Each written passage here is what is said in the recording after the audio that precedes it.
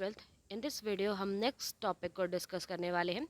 Basically इसके previous वाले video में हमने HTGT यानी कि ह्यूमंस जीनोम प्रोजेक्ट को पढ़ा था कि प्रोजेक्ट वो क्या था, कैसे स्टार्ट हुआ, कब स्टार्ट किया गया था, कितने टाइम तक चला और बेसिकली हमें उस प्रोजेक्ट में करना क्या था। वो सारी चीज़ें हमने वहाँ पर पढ़ी। आज वो हम मेथड पढ़ने वाले हैं कि ये प्रोजेक्ट एक्चुअली में हुआ किस तरीके से, क्या प्रोसीजर है इसका। सो यहाँ पर इस मेथड में बेसिक दो अप्रोच थे हमारे पास। उन टू अप्रोचेस को लेकर हम इसके बारे में वर्क कर रहे थे या रिसर्च की जा रही थी इसके बारे में। पहला तो अप्रोच ये था कि उन जीन्स को आइडेंटिफाई किया जा सके जो कि आरएनए का फॉर्मेशन करते हैं। ठीक है, यानी कि इन शॉर्ट हम सीधी बात अगर ये कर सके कि डीएनए से हम क्या कर रहे हैं, आरएनए का फॉर्मेशन कर रहे हैं, राइट। और आरएनए से फिर प्रोटीन का। तो इन शॉर्ट हम ये कह सकते हैं कि पहले उन जीन्स को आइडेंटिफाई करना था जो कि आरएनए को फॉर्मेशन कर रही हैं और आरएनए का फॉर्मेशन कर रही हैं। तो हमें इजीली पता चल जाएगा कि जो आरएनए में कोडॉन्स का फॉर्मेशन हुआ है वो किन किन प्रोटीन्स को फॉर्म करते हैं। ठीक है, तो पहले तो ये हमें फोकस करना था। और बेसिकली इन्हें हम क्या बोलते हैं, एक्सप्रेस्ड सीक्वेंस ट्रैक्स। ये जो सीक्वेंस हम पता कर रहे हैं डीएनए से, जो कि क्या बनाएंगे, आरएनए। तो जो ये सीक्वेंस हैं जिन्हें हम पता करेंगे यहाँ पर, उन्हें हम बोलते हैं एक्सप्रेस सीक्वेंस टैग्स। एक्सप्रेस क्यों बोल रहे हैं इन्हें हम, बिकॉज ये अपने आप को क्या करते हैं, एक्सप्रेस कर रहे हैं। क्यों कर रहे हैं, आरएनए बन रहा है, आरएनए क्या बना रहा है आगे, प्रोटीन, और प्रोटीन ही क्या करते हैं, आगे जो कैरेक्टरिस्टिक्स है उनको फॉलो करते हैं, राइट। तो जो एक्सप्रेस कर रहे हैं यानी बेसिकली जो कोडॉन्स वहाँ बनते हैं, जो कि कोड्स आपस में बन रहे हैं, जो आपने पढ़ा था कोड, उसके एंटी कोड आपस में ज्वाइन होते हैं एंड देन एक अमीनो एसिड आपको वहाँ पे दिख रहा था। सो बेसिकली जितने भी एक्सप्रेस्ड सीक्वेंसेस हैं जो कि आपको आरएनए के फॉर्मेशन में दिखेंगे एंड नेक्स्ट वो आगे भी कंटिन्यू होते हुए दिखते हैं ना प्रोटीन फॉर्मेशन। सो बेसिक उन्हें हमें यहाँ पढ़ना है। उसके बाद जो दूसरा लुक था, जो दूसरा वे था जिसमें हम उन अप्रोच को पढ़ने वाले थे जिसमें होल सेट ऑफ जीनोम, जो जीनोम है यानी डीएनए है, उसके कंप्लीट सेट, कंप्लीट सीक्वेंस के बारे में वहाँ पढ़ेंगे। जहाँ पर हम कोडिंग सीक्वेंसेस को जो कि एक्सप्रेस्ड हो रहे हैं और नॉन कोडिंग सीक्वेंसेस को जो कि वहाँ पर मे बी एक्सप्रेस नहीं है बट फिर भी उनका जो वर्क है, उनका जो उनमें जो डिफरेंट रीज़न है, उनके डिफरेंट सीक्वेंस हैं, उनके क्या क्या फंक्शन है, बिकॉज दे आर प्रेजेंट, वो हैं जीनोम में। और अगर वो हैं तो दे हैव सम वर्क। सो हम ये भी पता करेंगे कि जो नॉन कोडिंग है, जिनकी कोडिंग नहीं हो रही है, वो क्या वर्क करते हैं, राइट। तो ये सारी चीज़ें हमें यहाँ पे पता करनी है। तो फर्स्ट हम पता करने वाले थे अबाउट द आरएनए, कि किस तरीके से आरएनए अप्रोच होती है, आरएनए फॉर्म होता है। एंड नेक्स्ट हम यहाँ पर डिस्कस करेंगे कंप्लीट जीनोम के बारे में, जिसमें कोडिंग एंड नॉन कोडिंग दोनों ही सीक्वेंसेस को पढ़ने वाले। जो नॉन कोडिंग सीक्वेंसेस हैं और जो मतलब एक कंप्लीट अप्रोच हम जिसमें लेकर चल रहे हैं, उसे हम बोलते हैं सीक्वेंस एनोटेशन। बिकॉज इसमें हम क्या करें, कंप्लीट अप्रोच को लेकर पढ़ रहे हैं, तो उसे हम क्या बोलते हैं, सीक्वेंस एनोटेशन। सो अब हम इसे स्टार्ट करते हैं कि एक्चुअली हम यहाँ पे करेंगे क्या। तो फॉर सीक्वेंसिंग, सीक्वेंसेस करने के लिए हमने पहले क्या किया, एक सेल है, कोई एक सेल ली जिसमें क्या मौजूद है, डीएनए, राइट। तो पहले सबसे पहले तो मेन काम है कि एक सेल से डीएनए को क्या करें, आइसोलेट कर सकें। डीएनए को हम किसी सेल से निकालें, आइसोलेट करें। दूसरा, उसको हम कुछ रैंडम फ्रेगमेंट्स में डिवाइड कर दें और बेसिकली क्या कर दें, एक स्मॉल, एक जो लॉन्ग डीएनए है उसके कुछ स्मॉल स्मॉल पीसेस बना दें। क्यों बनाएंगे अभी बताते हैं हम आपको। सो पहले इन्होंने क्या बताया कि डीएनए है, डीएनए को हमें पहले हमें ऐसे आइसोलेट करना है, किसी एक शेल से डीएनए को बाहर निकालना है। आपने डीएनए निकाल लिया, डीएनए निकालने के बाद इनको हम फ्रेगमेंट में डिवाइड कर लें, कुछ फ्रेगमेंट्स में हम इन्हें कन्वर्ट कर लें, इन्हें तोड़ लें। हम इन्हें फ्रेगमेंट में डिवाइड क्यों कर रहे हैं, हम इन्हें फ्रेगमेंट में एक्चुअली इसलिए डिवाइड कर रहे हैं बिकॉज डीएनए एक बहुत लॉन्ग पॉलीमर है, बहुत ही ज़्यादा बड़ा पॉलीमर है। और ये कोई ऐसी टेक्निक है ही नहीं at that time, there is no technique कि एक कोई एक साथ इसने लॉन्ग वाले पॉलीमर को पढ़ा जा सके। इट्स नॉट पॉसिबल, समझा जा सके, हर एक का मतलब निकाल सके, पॉसिबल नहीं था। तो इसीलिए इन्होंने फ्रेगमेंट्स में उनको डिवाइड किया, छोटे छोटे फ्रेगमेंट्स का फॉर्मेशन किया, जिससे कि क्या हो सके, हम एक एक फ्रेगमेंट को अच्छी तरीके से पढ़ लें, अच्छी तरीके से उन्हें समझ लें, क्योंकि हम एक पूरे इतने बड़े पॉलीमर को एक साथ नहीं पढ़ सकते। फाइन। सो फर्स्ट स्टेप यहाँ पर ये हुआ कि जो भी डीएनए है उन्हें हम उस सेल से निकालें, उसको आइसोलेट करें और ऑल्सो उसको फ्रेगमेंट्स में डिवाइड करें। नेक्स्ट हमें क्या करना है, इनकी क्लोनिंग करनी है। क्लोनिंग अभी बताती हूँ मैं प्रोसेस क्या है क्लोनिंग। तो फर्स्ट नेक्स्ट हमें इनकी क्या करनी है, क्लोनिंग। क्लोनिंग करने के लिए यहाँ पर दो सब्जेक्ट होने चाहिए, दो ऑब्जेक्ट होने चाहिए हमारे पास, एक है होस्ट और एक है वेक्टर।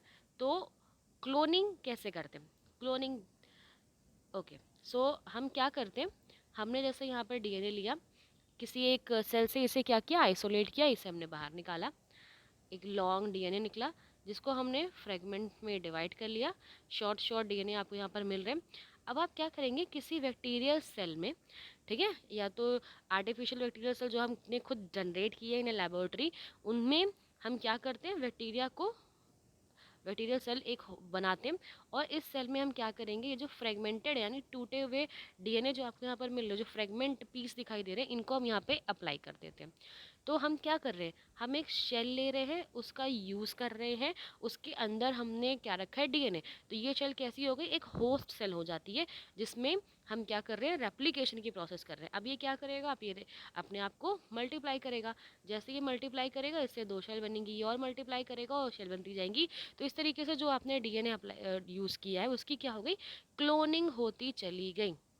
बट हम होस्ट सेल के अंदर जो भी हम बैक्टीरियल सेल ले रहे हैं या होस्ट सेल ले रहे हैं, उसके अंदर हम इसे इंजेक्ट किस तरीके से करेंगे, इसे हम किस तरीके से उस सेल के अंदर पहुंचाएं ईजिली, ताकि और जो नॉर्मल तरीके से जैसे क्लोनिंग होती है उस तरीके से यहाँ क्लोनिंग हो पाए। सो उसके लिए कुछ वेक्टर्स यूज़ किए जाते हैं।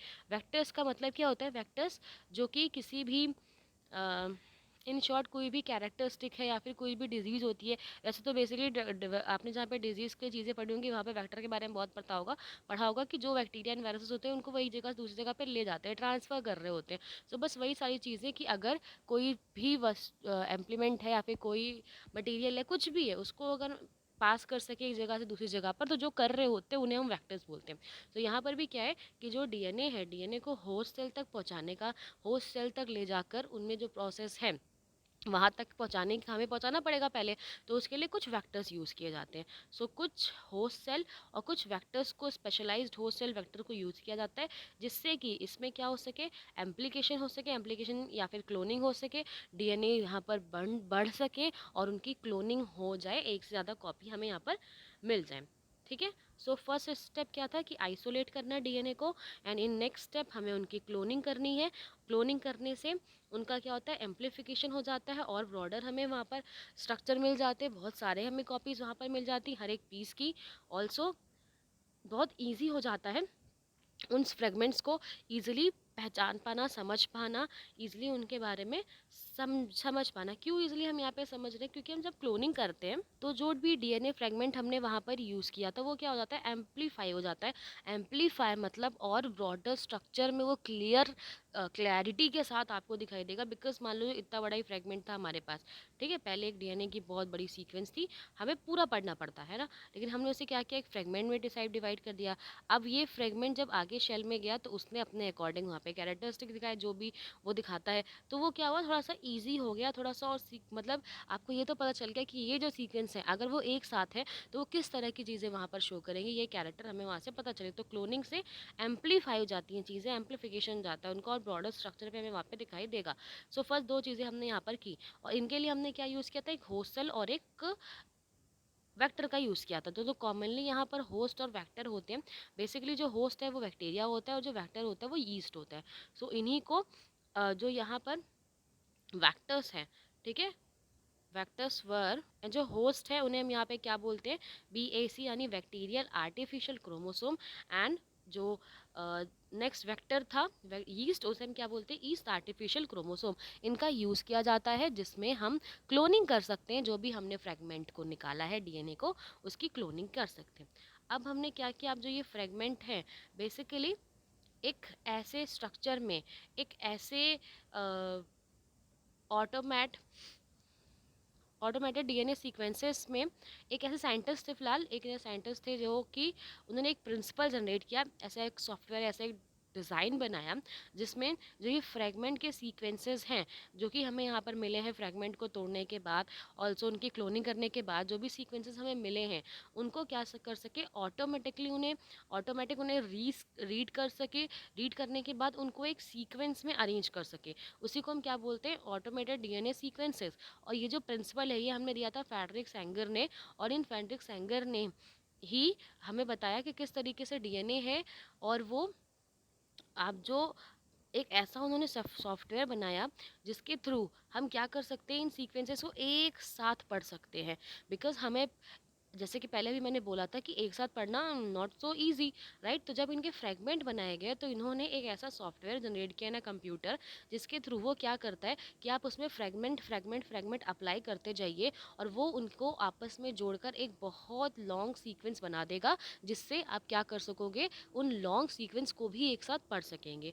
ठीक है। ऑल्सो जो फेडरिक हैं यानी सेंगर साहब हैं, उन्होंने क्या किया था, कुछ और मैथड्स भी अप्लाई किए थे, बनाए थे, जिनके थ्रू आप अमीनो एसिड और प्रोटीन के जो सीक्वेंसेस हैं उनको भी हम इजीली समझ सकते हैं। ओके, नेक्स्ट यहाँ पर बताया गया है अबाउट दैट कि किस तरीके से हम सीक्वेंस समझ सकते। ओके, सो जो फेडरिक सैंगर सर ने हमें बताया कि किस तरीके से हम डीएनए के सीक्वेंसेस को भी पढ़ सकते हैं। ऑल्सो उन्होंने ऐसे भी मेथड्स डेवलप किए जिससे अमीनो एसिड और प्रोटीन के भी सीक्वेंसेस को पढ़ा जा सका। सो बेसिकली इस सीक्वेंस में हम करते क्या है ना, हम यहाँ पे क्या कर रहे हैं, तो यहाँ पर हम क्या करते हैं कि जो फ्रेगमेंट हमने निकाले हैं, है ना, एक डीएनए से क्या किए, फ्रेगमेंट को हमने वहाँ पे निकाला हुआ है, तो इन फ्रेगमेंट्स को कुछ इस तरीके से अरेंज्ड किया, ओवरलैप करते हुए इन्हें आपस में अरेंज किया। और जब हम इन्हें आपस में अरेंज कर रहे हैं किस फॉर्म में, इन्हें हमने अरेंज किया इन ओवरलैपिंग फॉर्म में। आफ्टर दैट जब हम इनसे ओवरलैपिंग फॉर्म में कंप्यूटर में अप्लाई कर रहे हैं या फिर कंप्यूटर में फीड करते हैं, सो वो क्या करता है, उनको एक सीक्वेंसेस में लगा लेता है, प्रॉपर सीक्वेंस में अप्लाई कर देता है, जिसकी वजह से आप प्रॉपर फ्रेगमेंट्स, एक जनरेटेड ओवरलैप फ्रेगमेंट जो यहाँ पर है वो क्या होता है, एक प्रॉपर जीनोम का फॉर्मेशन करता है और उसे हम समझ सकते हैं। तो यहाँ पे हम इसे थोड़ा समझने की कोशिश करते हैं। यहाँ पे हम बताना क्या चाह रहे हैं, सो पहले यहाँ पे इन्होंने क्या किया कि डीएनए था, फ्रेगमेंट कर दिए बहुत सारे। अब जैसे फॉर एन एग्जांपल यहाँ पर दो फ्रेगमेंट है, एक फ्रेगमेंट ये, एक फ्रेगमेंट ये, ठीक है। इस फ्रेगमेंट में क्या होगा, कोड ACTG, ठीक है, पहला। दूसरा जो फ्रेगमेंट है वो इसी के नीचे इन्होंने यहाँ से लिखा लगाया ओवरलैप करते हुए, जहाँ पे लिखा इन्होंने जिसके नेक्स्ट जो भी आता हो, ज़रूरी नहीं है कि यहाँ पे जी है तो यहाँ पे कॉपी नहीं है, ये उसकी कॉम्प्लीमेंट्री दूसरा स्टैंड नहीं है यहाँ पर। वो जस्ट क्या है कि एक स्टैंड जो बहुत बड़ा सा था उसका एक टुकड़ा ये, दूसरा टुकड़ा ये। तो यहाँ पर क्या हो सकता है, AGCT A, फिर से। तो इस तरीके से कॉपी हमें, तो यहाँ पे आप क्या दिखाई दे रहा है कि ये इन दो लास्ट वाले कोड्स को इन्होंने क्या किया, ओवरलैप करके लिख दिया। तो जब आप ऐसे को फिनोमिनन में ऐसे डाटा को आप वहाँ पे फीड करोगे तो वो समझ जाएगा कि फर्स्ट लाइन ये है, उसके आगे वाली लाइन ये, और इसको इसी के साथ अरेंज कर देगा। तो यहाँ पर ये अरेंज करके इसे किस तरह लिखेगा, ACTG, ये स्टार्टिंग के। नेक्स्ट इसी कोडॉन को इसके आगे लिख देगा AGCT A, और इस तरीके से आपको एक लंबा सा स्टैंड मिला। फाइन। अब अगर हमें क्या करना है कि नेक्स्ट को रखना है, तो इसी तरीके से आप 3 को एक तरीके से रख दीजिए, 4 रख दीजिए, 5, ऐसे आप जब रखते जाओगे तो एक लॉन्ग सीक्वेंसेस आपको मिलता चला जाएगा और हम क्या कर पाएंगे, इनके बारे में प्रॉपर स्टडी कर पाएंगे। यहाँ पे इन्होंने ये बताया है कि जो ओवरलैपिंग फ्रेगमेंट्स हैं, यानी कि जो फ्रेगमेंट है उनकी ओवरलैपिंग होना ज़रूरी है। अगर ओवरलैपिंग नहीं हो पाएगी तो सॉफ्टवेयर उसको डिडक्ट नहीं कर पाएगा और एक लॉन्ग स्ट्रक्चर नहीं बना पाएगा।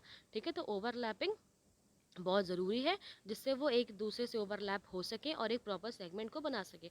जैसे कि आप इन्होंने डायग्राम में दिखाया है कि कोई ह्यूमन है या लेडी है कोई भी, तो उसकी शेल है, शेल के अंदर क्या होता है, क्रोमोसोम, क्रोमोसोम के अंदर डीएनए। तो डीएनए के जो आपने जब उनको तोड़ा, तो डीएनए को तोड़ने के बाद उसके फ्रीक्वेंसीज को, जैसे यहाँ पे इन्होंने लिखा हुआ है ओवरलैप करके इन्होंने लिखा, और इसके थ्रू क्या होता है, ये इसे प्रॉपर अरेंज कर लेता है और एक प्रॉपर सीक्वेंसेस हमें यहाँ पर बन के मिल जाता है। ओवरलैपिंग इंपॉर्टेंट है, ओवरलैपिंग नहीं करके लिखेंगे तो फ्रेगमेंट्स को हम टैली नहीं कर पाएंगे। ऑल्सो यहाँ पे बताया गया कि अगर हम ह्यूमंस के थ्रू यानी कि मैनुअली ह्यूमनली करने की कोशिश करते हैं, सो इट्स नॉट पॉसिबल कि हम उन्हें एक साथ पहले आइसोलेट करें, फिर उन्हें अलाइन करें और फिर एक एक करके उनके सेगमेंट्स को पढ़ें। So there are so many base pairs, 3 millions around base pair हैं, और उन सबको पढ़ पाना, उन सारी चीज़ों को याद कर पाना, डेटाबेस उनका याद रखना, इट्स नॉट ईजी। तो इसीलिए जो सॉफ्टवेयर इन्होंने बनाया, इस सॉफ्टवेयर का यूज़ करके एक प्रॉपर सीक्वेंसेस को वहाँ पर पढ़ा जा सका। सो देयरफॉर जो ये स्पेशल कंप्यूटर डायग्राम है या फिर एक कंप्यूटर प्रोग्राम है जिसे स्टेबलाइज किया गया था, जिसमें ऑटोमेटिकली क्या होता है कि वो सीक्वेंसेस क्या होते हैं, जो एनोटेड सीक्वेंसेस हैं, वो सीक्वेंसेस वहाँ पर एक दूसरे के साथ अरेंज हो जाते हैं और क्रोमोसोम्स के रिगार्डिंग हमें इंफॉर्मेशन देते हैं। The sequence of one chromosome, that means मैंने जैसे कि प्रीवियस आपको वीडियो में बताया था कि कंप्लीट होने में आने की जो ह्यूमन जीनोम प्रोजेक्ट है उसे कंप्लीट हो, वो कब कंप्लीट हो गया था, इन 2003। यानी कि हमें जितनी भी टेक्नोलॉजी से पता करना था वो सब पता कर लिया था हमने, लेकिन एक सीक्वेंस को पढ़ने में और एक सीक्वेंस को प्रॉपर उनके बारे में स्टडी करने में, चीज़ें समझने में हमें कितना टाइम लग गया था, मई 2006।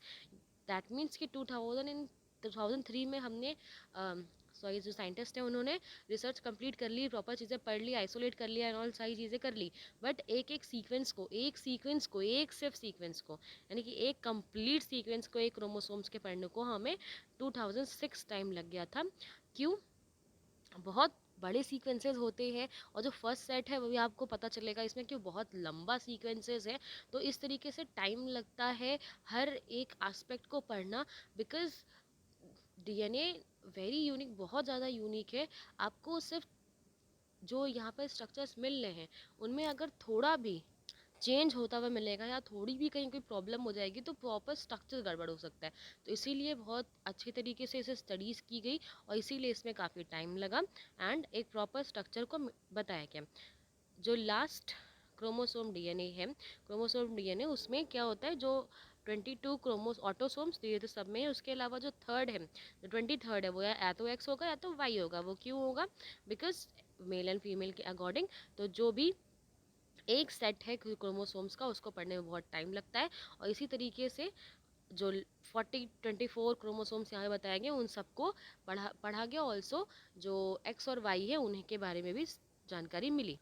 आपने देखा कि ये बहुत इंपॉर्टेंट प्रोसेस है, बहुत सारे चैलेंज हमने यहाँ पर देखे, बट अभी भी कुछ यहाँ पे चैलेंजेस बचे हुए हैं जिसमें अभी तो हमने क्या किया, अब हमने किसी तरीके से उसे एक प्रोग्राम के थ्रू अरेंज किया, उनके बारे में पढ़ा, बट ऑल्सो अभी भी बहुत सारी ऐसी चीज़ें हैं जैसे उनका जेनेटिकल एंड फिजिकल मैप्स बताना कि किस तरीके से वो प्रोसेस हो रही है, ये भी यहाँ पे बहुत इंपॉर्टेंट काम था। Genetical and physical map in the sense, जैसे हमने जेनेटिकल की मैप की बात की, यानी कि हम किसकी बात करें, जीन्स के। मैंने आपको बताया हुआ है कि जो जीन्स हैं किसी भी डीएनए में, अगर उनके बीच में डिस्टेंस बहुत ज़्यादा है तो हम क्या बोलते हैं, डिस्टेंस बहुत ही ज़्यादा है, बहुत दूर दूर है, तो लिंकेज जो उनके बीच का है वो क्या है, बहुत कम है, उनके बीच में लिंकेज कम है, लिंकेज कम है, और डिस्टेंस बहुत ज़्यादा है। डिस्टेंस ज़्यादा है तो वो काफ़ी दूर दूर है ना। और अगर कुछ ऐसे भी जीनोम है जो बहुत पास पास हैं तो उनके बीच में क्या है, उनके बीच में लिंकेज काफ़ी है और जो डिस्टेंस है वो भी कम है। तो ये चीज़ें हम प्रीवियस लिंकेज में भी पढ़ चुके हैं सारी चीज़ें।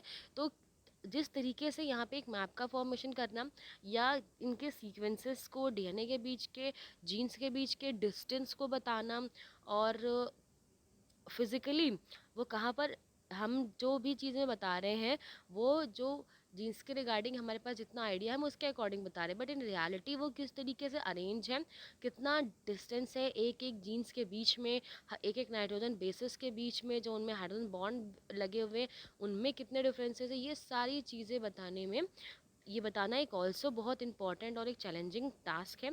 और इसके लिए एक इंफॉर्मेशन टेक्नोलॉजी को एक ऑल्सो जनरेट किया गया। दिस वॉज जनरेटेड, मतलब ये जो जनरेट हुई इंफॉर्मेशन जिसमें कुछ रिस्ट्रिक्टेड एंडोन्यूक्लियस रिकॉग्नाइजिंग साइट्स का यूज़ होता है, कुछ ऐसे एंजाइम्स का जिसे कि हम रिस्ट्रिक्शंस एंजाइम भी बोलते हैं। रिस्ट्रिक्शंस कुछ ऐसे एंजाइम्स हैं जिनको यूज़ किया जाता है, इन एंजाइम्स को यूज़ किया गया जिससे कि जो डीएनए की रिपीटिंग सीक्वेंसेस हैं या फिर डीएनए में जो पॉलीमराइजेशन की पॉलीमराइजेस में उन्हें समझा जा सके। अब हम यहाँ पे समझते हैं कि थोड़ा सा रिस्ट्रिक्शन एंडो न्यूक्लियस जो रिकॉग्नाइजिंग साइट्स है वो क्या होती हैं। जैसे फॉर एन एग्जाम्पल कि कुछ ऐसे एंजाइम्स है यहाँ पर, ठीक है, रिस्ट्रिक्टेड एंजाइम्स जिसे बोलते हैं, वो हमने यहाँ पर यूज़ किया। तो फॉर एग्जांपल ये कोई एंजाइम है, ठीक है, आपने एक यहाँ पर मैं लिख रही हूँ एंजाइम हमने यूज़ किया हुआ है। इस एंजाइम से हमने क्या किया, दो डीएनए लिए और दोनों के फ्रेगमेंट को ब्रेक किया। तो ये हमने इसको ब्रेक कर दिया, ये हमने इसको ब्रेक कर दिया। आफ्टर द ब्रेकिंग जब हमने इन्हें देखा, सो और जब हम इन्हें आगे और कल्टीवेट कर रहे हैं और इनके बारे में इंफॉर्मेशन पढ़ रहे हैं, तो हमने देखा they are so many similarities. ये इनमें क्या है, बहुत सारी सिमिलैरिटी, जिस तरीके से ये अरेंज है उस तरीके से ये अरेंज है, जो स्ट्रक्चर ये दिखा रहे हैं वो स्ट्रक्चर ये दिखाते हैं। तो ये क्या हो गया, ये क्या हो गया, दो सीक्वेंसेस के बीच में हमें क्या मिल रही हैं, सिमिलैरिटीज़। वन मोर थिंग, ये जो यहाँ पे दो हमने सीक्वेंस लिए ये अलग अलग ह्यूमन से लिए या अलग अलग ऑर्गेनिज्म से लिए, ह्यूमन से लिए हैं, उनके किसी इंसेस्टर से लिए हैं, या दो अलग अलग डिफरेंट ऑर्गेनिज्म से मिले। और हम जब उन डिफरेंट ऑर्गेनिज्म के डीएनए को हमने निकाला और उसमें इन एंजाइम्स के थ्रू उन्हें कट किया, एंड आफ्टर दैट जब हमने उनके सीक्वेंसेस को देखा, तो यहाँ पर भी तब भी हमें यहाँ पे सिमिलैरिटीज़ मिल रही हैं। तो जिससे पता चलता है कि जो ये दो डीएनए हैं और ये जो जिन दो डीएनए का लोगों का डीएनए है उससे में क्या है, कुछ ना कुछ सिमिलैरिटीज़ है, वो मे बी रिलेटिव्स हैं एक दूसरे के, या कोई ऐसा इवोल्यूशनरी जो चेंजेस हुआ है उनके बीच में ऐसा कोई रिलेशन है, इसी वजह से इनके जो डीएनए हैं उनमें सिमिलैरिटीज़ मिलती हैं। इसी के थ्रू जो एंसेस्टर्स हैं, जैसे हमें पता लगा है कि जो ह्यूमंस, दैट मीन्स हम जानते हैं कि जो ह्यूमंस हैं उनके एंसेस्टर्स कौन से, जो मॉन्की हैं या जो एव्स हैं वो दे आर द एंसेस्टर्स। तो वो क्यों हैं, क्योंकि बिकॉज जो इनके डीएनए हैं, डीएनए प्रिंटिंग है या डीएनए की कॉपी है, उनमें इसी तरीके के हमें सेम सीक्वेंसेस मिले। इसी वजह से ये पता लगाया जा सका कि they are the ancestors, right. तो ऐसे कुछ स्ट्रक्चर्स मौजूद हैं, ऐसे कुछ restriction endo nuclear recognizing sites होती हैं जो कि आइडेंटिफाई करती हैं कि there is some relation between two DNA और नॉट। तो ये सारी चीज़ें भी अभी बहुत डिफरेंट एक टास्क था जिसे हमें यहाँ बताना था। ऑल्सो कुछ ऐसे डीएनए में रिपीटेड सीक्वेंसेस होते हैं जो कि बार बार आपको रिपीटेड मिलेंगे, उन्हें हम क्या बोलते हैं, माइक्रो सैटेलाइट्स बोलते हैं। They have also some work, और बेसिकली उसका जो वर्क है वो डीएनए फिंगरप्रिंटिंग के केस में आता है, जो कि आपके इसी चैप्टर का एक टॉपिक है जो कि आगे हम पढ़ने वाले हैं। तो उसमें हम इन माइक्रो सैटेलाइट्स के बारे में पढ़ेंगे।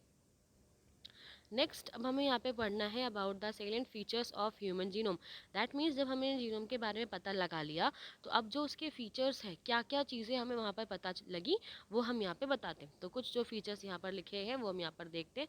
पहली जो बात हमें पता चली कि जो ह्यूमन जीनोम है वो एक्चुअली 3164 मिलियंस नाइट्रोजन बेसिस या न्यूक्लियोटाइड्स बेस से मिलकर बना है।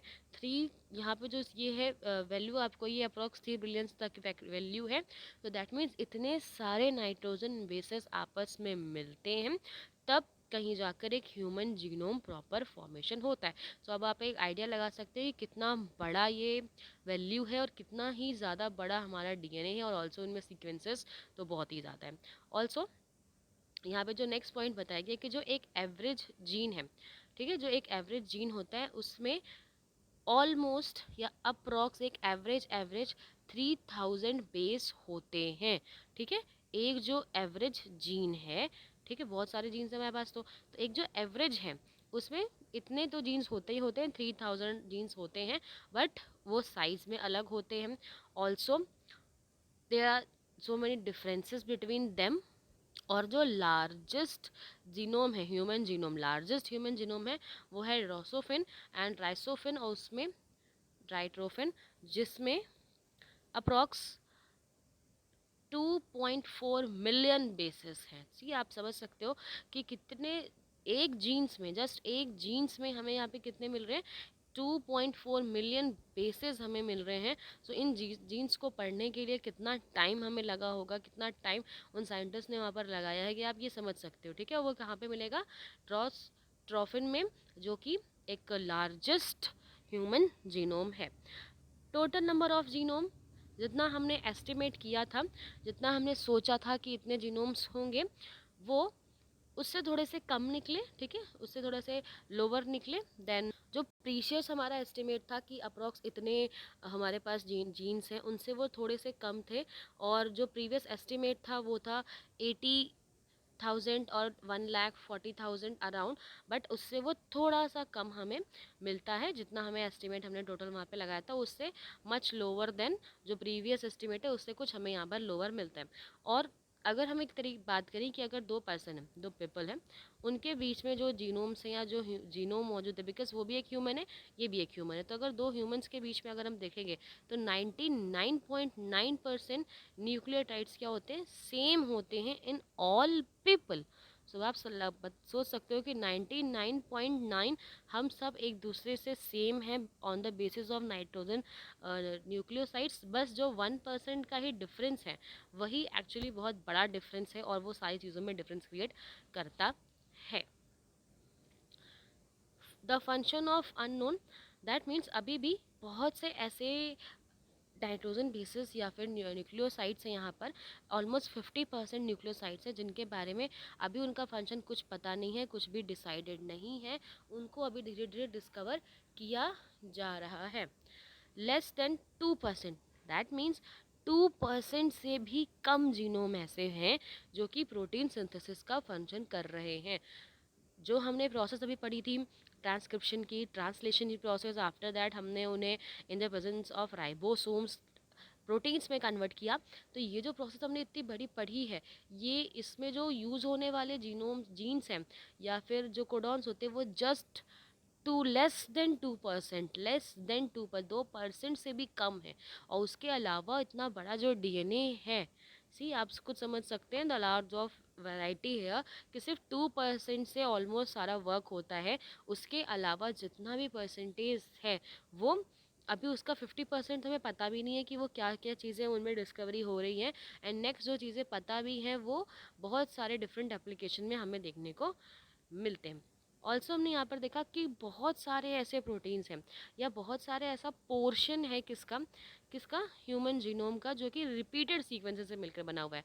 जैसे कि एक ये देखिए, अब इसमें सीक्वेंस क्या क्या लगा है, AUG, यहाँ पे लगा हुआ है CUG, ठीक है, यहाँ पर भी CUG, यहाँ पर AUG, ठीक है, फिर CUG, फिर से CUG। तो इस तरीके से क्या है कि बहुत लॉन्ग सीक्वेंसेस ऐसे भी आपको मिलेंगे जो रिपीटेड हैं, बहुत बार बार आपको रिपीटेड सीक्वेंस आपको देखने को मिलेंगे। जो ये रिपीटेड सीक्वेंसेस होते हैं जो कि इतने ज़्यादा टाइम, मोर देन 100 और कभी कभी तो 1000 ज़्यादा टाइम, इससे भी मतलब एक ही जीनोम से आप खुद सोचो CUG, और ये CUG ऑलमोस्ट 100 टाइम्स है और ऑलमोस्ट 1000 टाइम्स भी मौजूद है। तो इनके जो सीक्वेंसेस हैं, जो रिपीट सीक्वेंसेस है, वो बहुत ही ज़्यादा हैं, बहुत बार रिपीट सीक्वेंस आपको मिलेंगे। And there is no direct rolling, कोई ऐसा डायरेक्ट रोल नहीं है उनका कि वो कोडॉन को करने में, कोडिंग करने में या एंटी कोडॉन्स की तरह वर्क कर रहे हैं या कुछ भी वर्क करते हैं। तो ऐसा उनका कोई प्रॉपर सीक्वेंस रोल यहाँ पर नहीं बताया गया, वर्क नहीं बताया गया। बट येस, जो क्रोमोसोमल स्ट्रक्चर है, जो डायनामिक्स एवोल्यूशन होता है, सो उस क्रोमोसोम स्ट्रक्चर को समझने में, उसके स्ट्रक्चर्स को वो किस तरीके से फॉर्म होता है, उसमें वो रोल प्ले करते हैं। जो ये बहुत सारे सीक्वेंसेस आपको रिपीट रिपीट दिखाई देंगे, ये क्रोमोसोम्स किस तरीके से फॉर्म है, क्रोमोसोम्स कैसे बनता है, उसको स्ट्रक्चर्स को बिल्कुल स्टेबलाइज करते हैं या फिर उसके स्ट्रक्चर में एक थोड़ा सा लाइट डालते हैं, शेड ऑन लाइट, मतलब उसके ऊपर थोड़ा सा कुछ फोर्स लगाते हैं कि यस मे बी जो क्रोमोसोम बन जाता है। बिकॉज हम क्रोमोसोम्स कैसे बनता है, क्रोमोसोम पहले क्या होता है, जो डीएनए है वो जो क्रोमोसोम होता है वो बहुत थिन लाइक स्ट्रक्चर जैसे फैला हुआ रहता है स्कैटर्ड फॉर्म का, वो धीरे धीरे धीरे कंडेंस होता है, थिक होता है और एक क्रोमोसोम का स्ट्रक्चर होता है। तो मैं उस प्रोसेस में जो कि फॉर्मेशन प्रोसेस है क्रोमोसोम्स की, उसमें वो अपना रोल प्ले करते हैं। नेक्स्ट, जो क्रोमोसोम है, द मोस्ट क्रोमोसोम, एक ऐसा क्रोमोसोम जिसमें सबसे ज़्यादा जीन्स हो सकते हैं, वो मैक्सिमम कितने हैं, वो हैं 2, 9, 6, 8, इतने जीन्स हैं जो मैक्सिमम किसी एक में हो ही सकते हैं। ऑन एन एवरेज की बात तो हमने ऊपर कर ली, बट मैक्सिमम जो सबसे बड़ा आपने यहाँ पर देखा हुआ है उसमें इतने जीनोम यहाँ पर मौजूद है। और सबसे कम जो जीन्स मौजूद है वो मौजूद होता है वाई जीन्स में। वाई कहाँ पर होता है आपने देखा, in case of females, in case of males वहाँ पर क्या होता है, एक्स और वाई होता है ना, फीमेल्स में तो एक्स एस होता है, सो वहाँ पर तो वाई का कोई केस नहीं है। जो वाई है किस में, मेल्स में है, जो वाई होता है उसमें सबसे कम होते हैं वो है 231 जीन्स। वो बहुत ही लीस्ट जो कम, सबसे कम आप कह सकते हो कि जो जीन्स मौजूद है वो कहाँ पे होता है, वाई क्रोमोसोम्स में आपको देखने को मिलता है। ऑल्सो बहुत सारे साइंटिस्ट ने जो पता लगाया, आइडेंटिफिकेशन की, इतनी सारी प्रोसेस की, इतना सारा वर्क किया उन्होंने, तो उन्होंने 1.4 बिलियंस कुछ ऐसे सिंगल बेस डीएनए को ढूंढा, यानी सिंगल नाइट्रोजन जिसकी कोई कॉपीज़ नहीं है, कोई रिपीटेशन नहीं है, जो कि डीएनए में बहुत डिफरेंटली वहाँ पर मौजूद है, जिन्हें सिंगल न्यूक्लियोटाइड पॉलीमॉर्फिज्म बोला गया। पॉलीमॉर्फिज्म मतलब ऐसे स्ट्रक्चर्स हैं जो कि सिंगल एक बार आपको वहाँ पर मिले हैं। वो स्ट्रक्चर्स कितने हैं, 1.4 मिलियन, जिन्हें कि हम सिनेप्स भी बोलते हैं, सॉरी सेंस सेंस भी बोलते हैं यहाँ पर। और ये जो हैं इन्होंने ही एक्चुअली में जो इवोल्यूशन की प्रोसेस है, और इवोल्यूशन की प्रोसेस में क्रोमोसोम्स का लोकेशन, उससे डिजीजेस रिलेटेड डिजीज़, उनसे रिलेटेड जो ह्यूमन की हिस्ट्री है पुरानी की, वो कैसे डेवलप हुए, कैसे उनमें चेंज आया, कैसे क्या चीज़ें हैं, वो एक्चुअली जो हमें different type of DNA base बनाते हैं, वो कितने हैं, 1.4 मिलियंस अप्रॉक्स। ओके, और यही सारी सीक्वेंसेस हमें बताती हैं कि किस तरीके से जो ह्यूमन की प्रीवियस हिस्ट्री है वो कैसे डेवलप हुए, वो सारी इन्फॉर्मेशन हमें यहाँ पर मिलती हैं। तो ये आपने फीचर्स देखे कि जो हमने ये रिसर्च की उससे क्या फीचर्स में हमें पता चले, बहुत सारी इन्फॉर्मेशन का एक छोटा सा पार्ट आपको यहाँ बताया गया कि मैक्सिमम क्या क्या चीज़ें हमें वहाँ से पता चली थी। नेक्स्ट यहाँ पर अगर हम इनके एप्लीकेशंस को देखें कि इनका जो आपने इतना सारा वर्क किया, इतना सारा जो चीज़ें पढ़ रहे हो अभी आप, तो एक्चुअली इनका मीनिंग क्या है या फिर एप्लीकेशन क्या है। सो अब यहाँ पे क्या हुआ कि एक मीनिंगफुल नॉलेज मिली हमें डीएनए के बारे में, बिकॉज अभी भी हमें बहुत सारी चीज़ें नहीं पता हैं, अभी भी हमें बहुत सारी चीज़ें पता करनी हैं। तो जो भी नॉलेज हमें यहाँ पर मिली है, फर्स्ट ऑफ ऑल बहुत मीनिंगफुल है। दूसरी बात कि अभी जो आने वाले हमारे डिकेड्स हैं या फिर जो साल है, जो नेक्स्ट ईयर्स हैं, आएंगे बिल्कुल, तो जो नेक्स्ट ईयर है 2021 आएगा, तो 21 जो है उसमें या अदर और भी बहुत सारे जो एरा है उसमें क्या कर सकते हैं हम, एक बायोलॉजिकल सिस्टम को और ज़्यादा अच्छी तरीके से समझ सकते हैं। बिकॉज जो कि प्रीवियस हमने देखा कि जो ये टास्क है जिसमें हमने क्या किया, एक क्रिएटिव टेंस को देखा, कुछ डिसिप्लिन्स को देखा, ऑल्सो जो इतने डिफ़िकल्ट टास्क हैं, हमने जैसे भी बोला कि जो डीएनए सीक्वेंसेस हैं उनके बारे में हम पढ़ेंगे तो, लेकिन अभी भी क्या है, बहुत ऐसे साइंटिस्ट की या ऐसे लोगों की अभी हमें ज़रूरत है जो कि क्या कर सके, बहुत सारे क्रिएटिव ट्रेंड्स को या क्रिएटिव आइडियाज़ को यूज़ करके और ज़्यादा एम्प्लीकेशन कर सके और ज़्यादा इन्हें सॉल्व कर सकें, जिसके थ्रू और अच्छे तरीके से हम डीएनए को यूटिलाइज कर सकें। और ये जो लोग हैं, जो साइंटिस्ट हैं बेसिकली, वो कहाँ से आएंगे, वो प्राइवेट या पब्लिक सेक्टर्स, जो वर्ल्ड वाइड एक सेक्टर है, जो हम बिकॉज हम जीन्स के बारे में जो पढ़ रहे हैं वो सिर्फ ऐसा नहीं है कि वो सिर्फ एक ही इंसान के लिए या फिर एक ही ऑर्गेनिज्म के लिए यूज़फुल है। इससे हम जो पूरी लाइफ है इस अर्थ पर, जितनी तरह की आपको वैरायटीज़ दिखती है, उन सब के बारे में हम इंफॉर्मेशन ले सकते हैं। तो अभी भी बहुत सारे ऐसे साइंटिस्ट हैं जो कि रिक्वायरमेंट है उन जिनकी, जो नेक्स्ट इनॉर्मस टास्क है उनको कंप्लीट करने के लिए, ताकि और एक्सपेरिमेंट हो और क्रिएटिव चीज़ें हों, ताकि हम उन्हें और अच्छे तरीके से समझ सकें। और इन एक्सपेरिमेंट चीज़ों को करने के लिए अब जो हेल्प मिलेगी वो किससे मिलेगी, जो ह्यूमन जीनोम प्रोजेक्ट हुआ उससे, उस इस सीक्वेंसेस का या फिर जो ये हमने यहाँ पे प्रोजेक्ट किया है उसका एक बहुत बड़ा इम्पैक्ट है। बिकॉज जो बायोलॉजिकल रिसर्चेज है, पहले जो रिसर्च होती थी उनमें हमें जीन्स के बारे में प्रॉपर इन्फॉर्मेशन नहीं थी, या फिर हम साइंटिस्ट जो रिसर्च करते भी थे वो पर्टिकुलर एक जीन्स को या उससे रिलेटेड कुछ जीन्स को ही समझ पाते थे, उनके बारे में इन्फॉर्मेशन दे पाते थे। बट अब क्या किया गया है, इनको एक प्रॉपर सीक्वेंसेस में रखा जा चुका है, प्रॉपर सीक्वेंसेस की आपको एक इन्फॉर्मेशन दी गई है। तो अब हम क्या कर सकते हैं, और ज़्यादा बेटर तरीके से इनको और रिसर्चेस कर सकते हैं, स्टेबलाइज उनको कर सकते हैं। बिकॉज जैसे यहाँ की बताया गया कि जो प्रीवियस टाइम पास्ट में सिर्फ एक ही टाइप के जीन्स को हम कुछ ही जीन्स पढ़ पा रहे थे, क्योंकि हम इतने बड़े सीक्वेंसेस को पढ़ ही नहीं सकते एक साथ, हम उन्हें नहीं समझ सकते।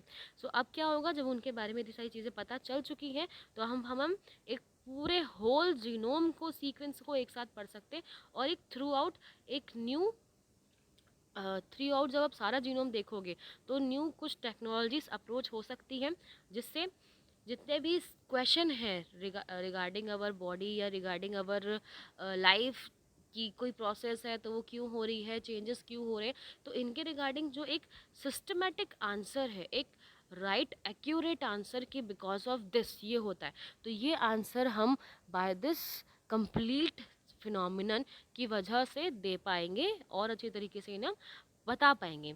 और ऑल्सो जब हम और स्टडी करेंगे इन जीनोम्स की और ज़्यादा इनके बारे में पढ़ेंगे तो पर्टिकुलर एक एक टिश्यू के बारे में पढ़ सकेंगे, एक एक ऑर्गन के बारे में पढ़ सकेंगे।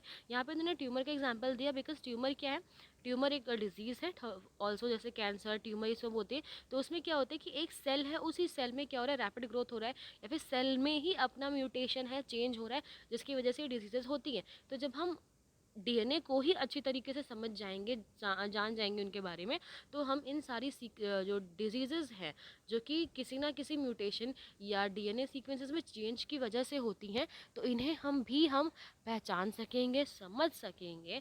और ऑल्सो जो 10 to 1000 लिखा हुआ है यहाँ से, 10 to 1000 मतलब कुछ ऐसे चीज़ इसमें 10 ही है, कुछ ऐसे चीज़ 10 द सेंस कि जो कम है, कम से लेकर 1000 से भी ज़्यादा जीन्स को हम एक साथ पढ़ सकेंगे। उनके बीच का जो कनेक्शन है, उनके बीच का जो इंटरेक्शन है वो क्यों होता है, और वो कनेक्शन हमारी जो लाइफ है, हमारी जो पूरी बॉडी है उसकी, उसमें होने वाली वो डिफरेंट केमिस्ट्री और डिफरेंट टाइप ऑफ रिएक्शंस क्यों ऐसा है, बॉडी में सीक्वेंसेस क्यों है, किसका क्या यूज़ है, और ज़्यादा बेटर तरीके से हम इन्हें इन फ्यूचर अच्छी तरीके से पढ़ सकें।